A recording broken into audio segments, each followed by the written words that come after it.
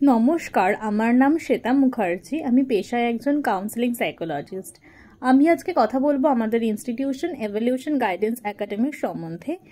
আমরা বিগত 10 বছরে প্রায় 2 লাখেরও বেশি ছাত্রছাত্রীদেরকে কাউন্সেলিং করিয়েছি এবং উপযুক্ত প্লেসমেন্ট দিয়ে তাদের ভবিষ্যৎ নির্বাচনে সাহায্য করেছি। আজকে আমি কথা বলবো একটি কোর্স BA LLB অর্থাৎ bachelor of business administration and bachelor of law এই কোর্সটির সম্বন্ধে। এটির এলিজিবিলিটি ক্রাইটেরিয়া হলো ক্যান্ডিডেটকে অবশ্যই 10+2 এর বোর্ড এক্সাম পাস করতে হবে এবং তাকে অবশ্যই সেই এক্সামটিতে 45 থেকে 60% মার্কস পেতেই হবে এবং তাকে একটি এন্ট্রান্স এক্সামও দিতে হবে, সেটা হচ্ছে CLAT, CLAT or SLAT। Duration 5 বছর।